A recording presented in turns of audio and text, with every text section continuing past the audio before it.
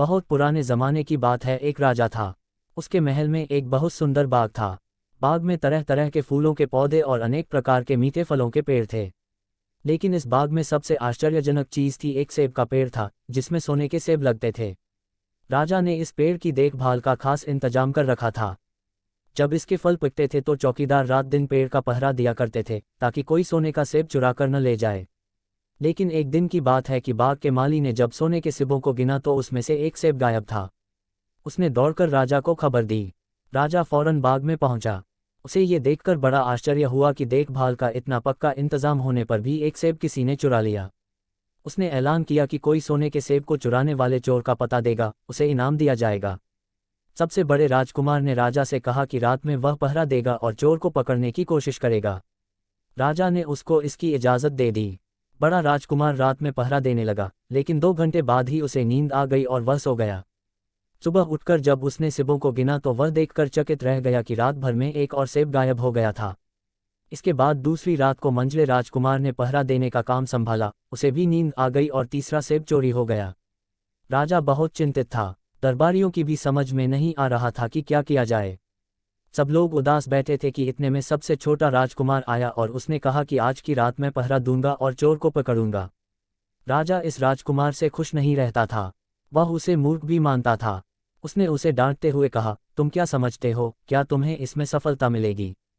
तुमसे बड़े और तुमसे ज्यादा समझदार दोनों राजकुमार इस काम में असफल हो चुके हैं। तुम जाओ अपना काम करो। लेकिन छोटा राजकुमार नहीं माना। उसने राजा से प्रार्थना की कि उसे एक मौका जरूर दिया जाए। अंत में राजा राजी हो गया।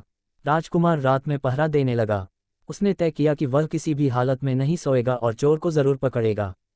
जब आधी रात हुई और 12 बजे का आखिरी घंटा बजा तो राजकुमार ने देखा कि एक सुंदर सोने की चिड़िया कहीं से उड़ती हुई आई और सेब के पेड़ पर बैठ गई।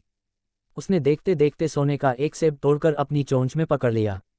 राजकुमार ने फौरन निशाना साधकर तीर चला दिया, लेकिन तीर चिड़िया को नहीं लगा और वह पंख फड़फड़ाकर उड़ गई। हाँ, इतना अवश्य हुआ कि उसका एक सुनहरा पंख टूटकर जमीन पर आ गिरा। दूसरे दिन सुबह राजकुमार ने राजा को सारी बात बता दी और वह सोने का पंख उनके सामने रख दिया। पंख इतना सुंदर और इतना कीमती था कि राजा उसे देखता ही रह गया। उसने कहा, अगर उस चिड़िया का एक पंख इतना सुंदर है तो वह पूरी चिड़िया कितनी सुंदर होगी। मैं चाहता हूं कि उस चिड़िया को कोई पकड़ लाए।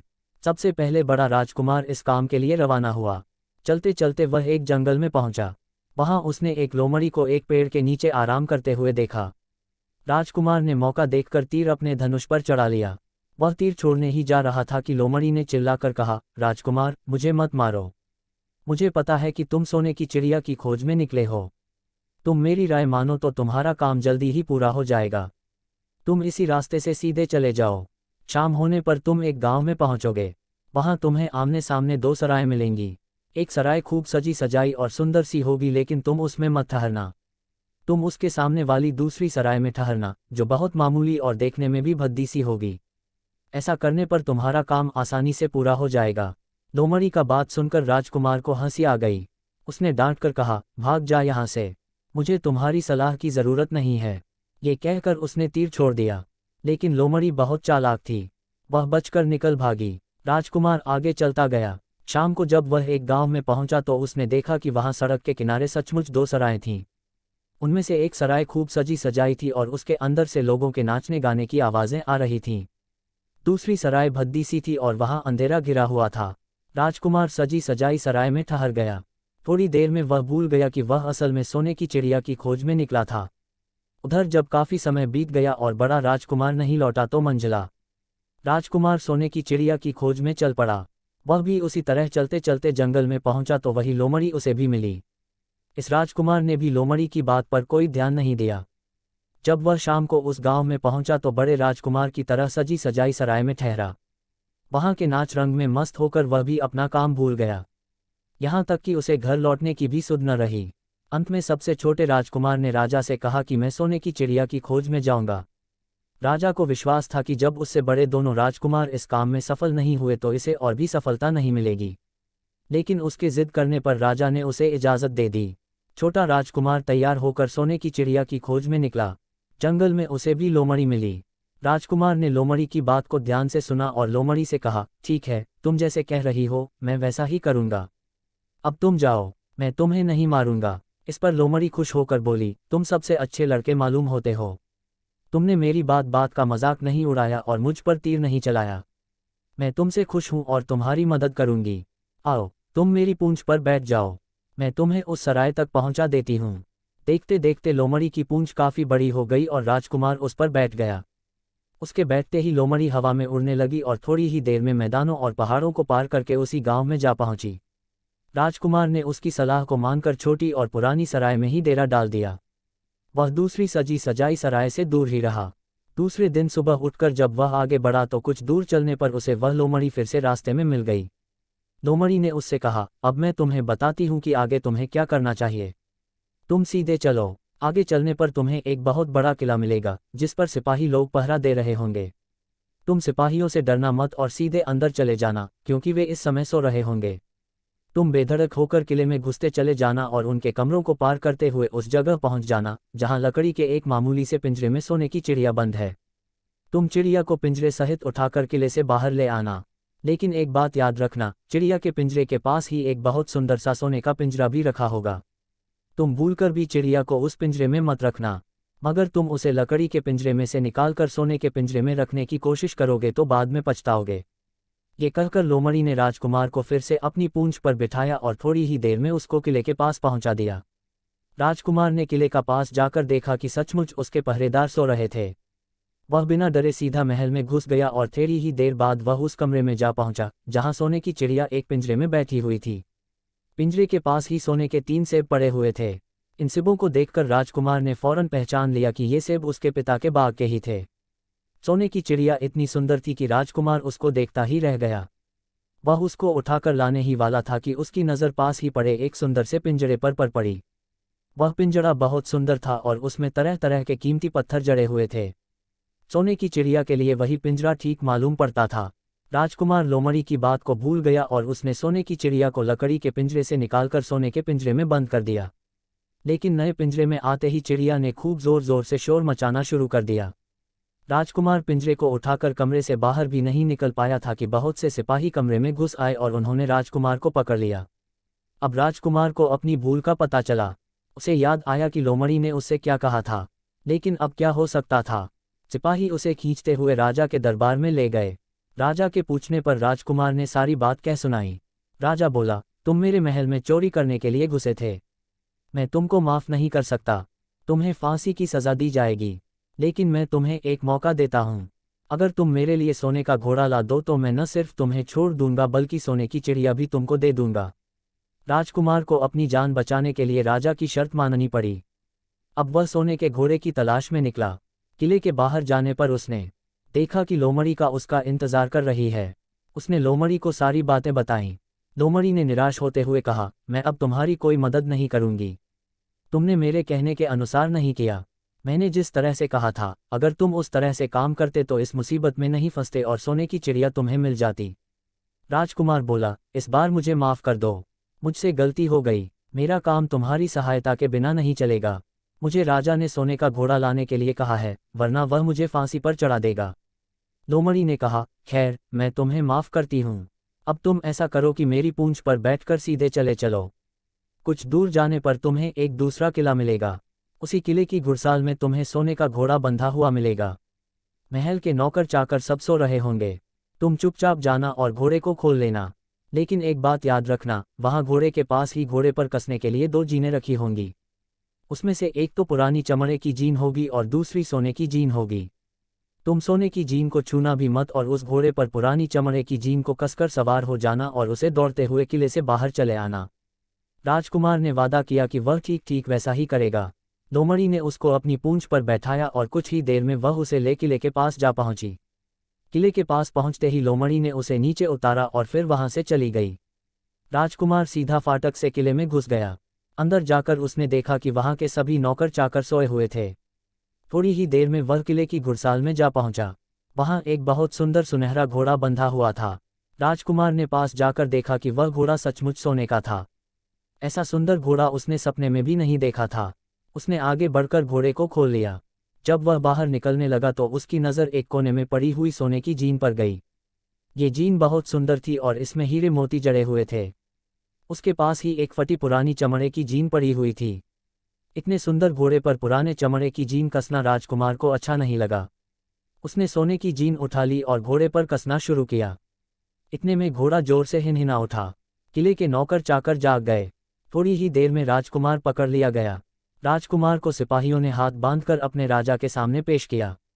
राजा ने सारी बातें सुनकर कहा, तुमने मेरे घोड़े को चुराने की कोशिश की है, इसलिए तुम्हें फांसी की सजा दी जाएगी। लेकिन अगर तुम मेरा एक काम कर दो तो मैं तुम्हें छोड़ सकता हूँ।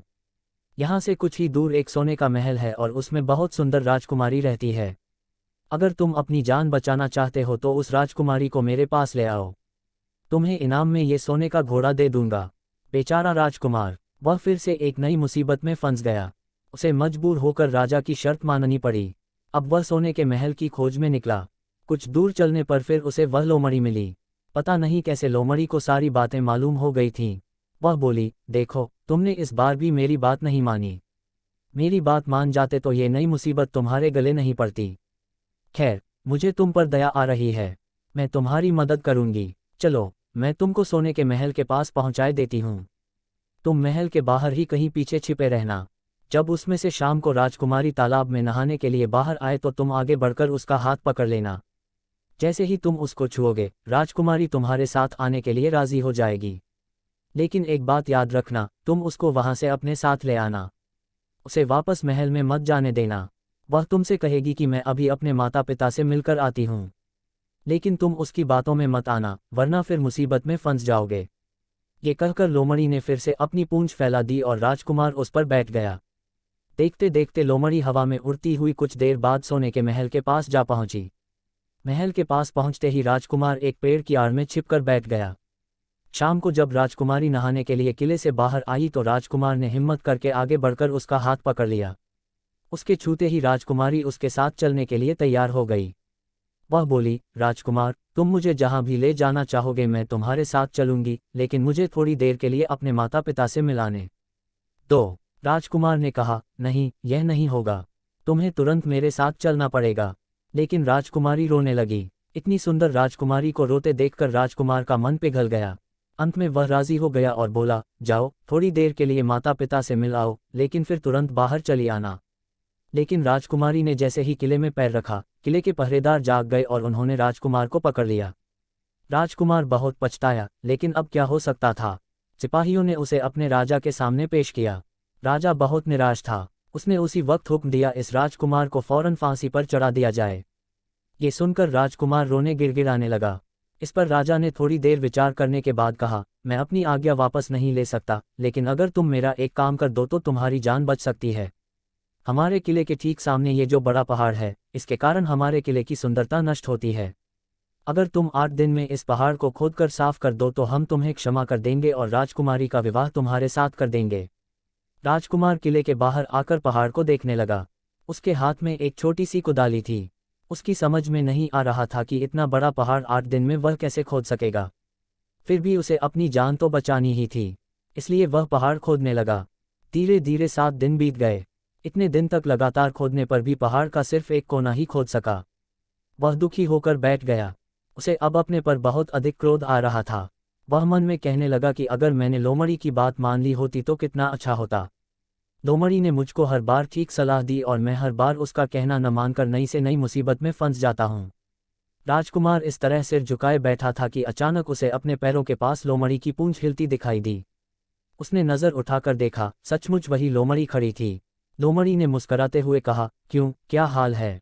इस बार तो तुम्हारी मदद करने की मेरी जरा भी इच्छा नहीं थी, लेकिन मैं 7 दिन से तुमको पहाड़ खोदते हुए देख रही हूँ। मुझे दया आ गई और मैं तुम्हारी मदद के लिए चली आई। जाओ, तुम बहुत थक गए हो, सो जाओ, मैं थोड़ी ही देर में तुम्हारा काम पूरा कर दूंगी। इस बार राजकुमार ने तय कर लिया था कि अब वह लोमड़ी जिस तरह कहेगी वह उसी तरह करेगा। वह चुपचाप उठकर एक तरफ सोने चला गया। थोड़ी ही देर में उसे नींद आ गई। सुबह जब वह सोकर उठा तो उसे अपनी आंखों पर विश्वास नहीं हो रहा था। वहां कहीं भी पहाड़ का नाम नहीं था और महल का सुंदर दृश्य दिखाई दे रहा था। राजकुमार सीधा राजा के पास पहुंचा। राजा उसके काम पर बहुत खुश था। उसने तुरंत अपने वादे के अनुसार राजकुमारी के साथ उसका विवाह कर दिया। जब राजकुमार उस सुंदर राजकुमारी के साथ कुछ दूर चला तो उसे रास्ते में फिर वही लोमड़ी मिली। लोमड़ी बोली, बधाई हो राजकुमार।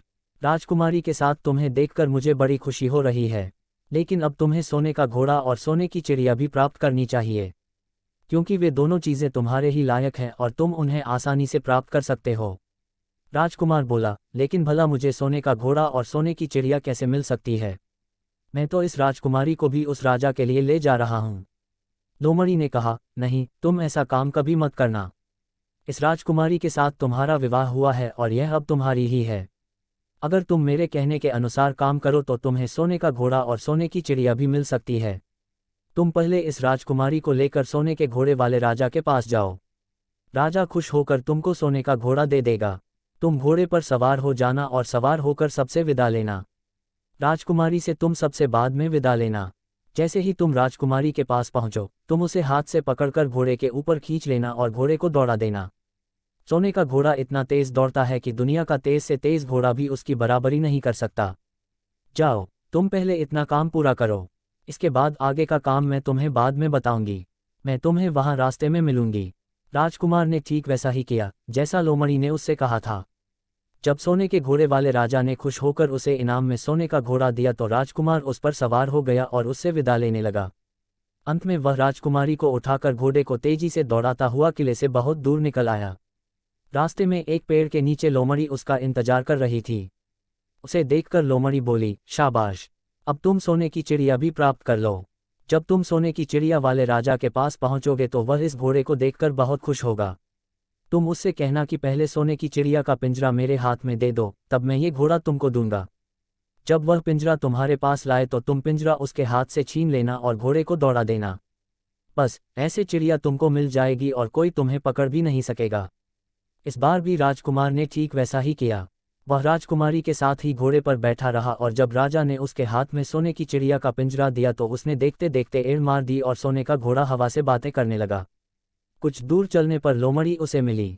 राजकुमार ने उससे कहा, तुमने मेरी बड़ी मदद की है। तुम्हारी वजह से मुझे न सिर्फ सोने की चिड़िया मिली बल्कि सोने का घोड़ा और इतनी सुंदर राजकुमारी भी मिल गई। बताओ, मैं तुमको क्या इनाम दूं? मैं तुमको कुछ न कुछ जरूर देना चाहता हूँ। लोमड़ी ने कहा, अगर तुम खुश हो तो मेरा एक काम कर दो।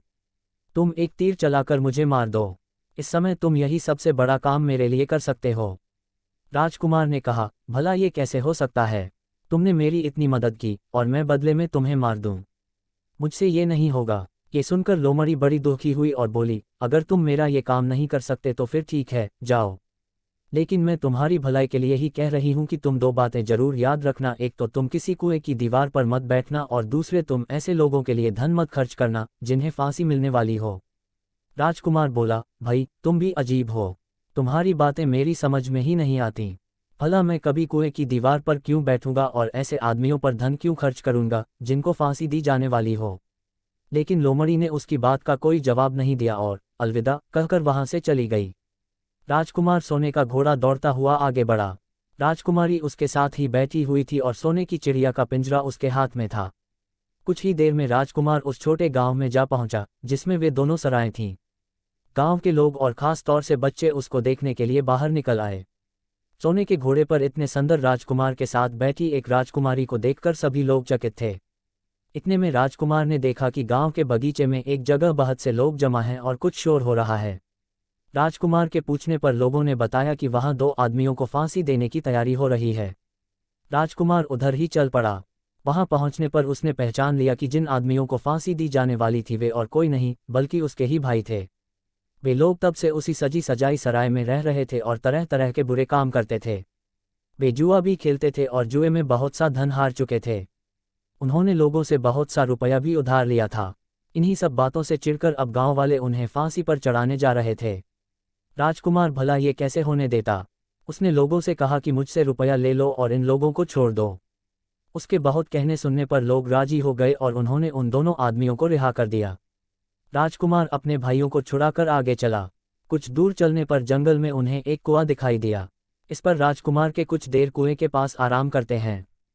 वहां ठंडा पानी पीने के बाद हम लोग आगे चलेंगे। राजकुमार राजी हो गया। अब तक वह ये भी भूल चुका था कि लोमड़ी ने विदा होते समय उससे क्या कहा था। वह घोड़े से उतरकर कुएं की दीवार पर बैठ गया और आराम करने लगा। उसके दोनों भाइयों ने मौका देखकर उसे कुएं में धकेल दिया। इसके बाद उन्होंने घोड़े पर राजकुमारी को डाला और सोने की चिड़िया का पिंजरा उठाया और वहां से चलते बने। कुछ ही देर में वे लोग अपने राज्य में लौट आए। घर लौटकर उन्होंने राजा से कहा, हम लोग सोने की चिड़िया को पकड़ आए हैं। इसी चिड़िया ने हमारे बाग में से सोने के सेब चुराए थे। इसके साथ ही हम एक ये सोने का घोड़ा और राजकुमारी भी लाए हैं। राजा बहुत खुश हुआ। सारे राज्य के लोग खुशियां मनाने लगे। लेकिन राजकुमारी खुश नहीं थी। वह बराबर रोती रहती थी। उसने खाना पीना छोड़ दिया। यही नहीं, घोड़े ने भी दाना पानी बंद कर दिया और सोने की चिड़िया भी उदास रहने लगी। राजा ने बहुत कोशिश की लेकिन न तो वह राजकुमारी खुश हुई और न सोने के घोड़े और सोने की चिड़िया ने दाना खाना शुरू किया। उधर छोटा राजकुमार कुएं में गिर गया था लेकिन वह मरा नहीं।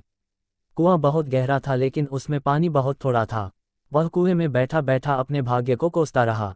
अब उसे फिर उसी लोमड़ी की याद आई और वह पछताने लगा कि अगर मैंने उसका कहना मान लिया होता तो मैं मुसीबत में न फंसता। राजकुमार ने जैसे ही लोमड़ी को याद किया, लोमड़ी न मालूम कैसे कुएं के मुंह पर आ पहुंची और बोली, देखो राजकुमार, मैंने पहले ही तुम्हें समझाया था कि किसी कुएं की दीवार पर मत बैठना और ऐसे आदमियों की मदद मत करना जिन्हें फांसी दी जाने वाली हो। लेकिन तुम नहीं माने। खैर चलो, अब आखिरी बार मैं फिर तुम्हारी मदद किए देती हूँ। लो मेरी पूंछ पकड़कर कुएं से बाहर निकल जाओ। ये कहकर लोमड़ी ने अपनी पूंछ कुएं में लटका दी। देखते देखते पूंछ इतनी लंबी हो गई कि कुएं के पेंडे में पड़े राजकुमार के पास तक जा पहुंची। राजकुमार उसे पकड़कर कुएं से बाहर निकल आया। लोमड़ी ने उससे कहा, जाओ अब तुम अपने घर जाओ।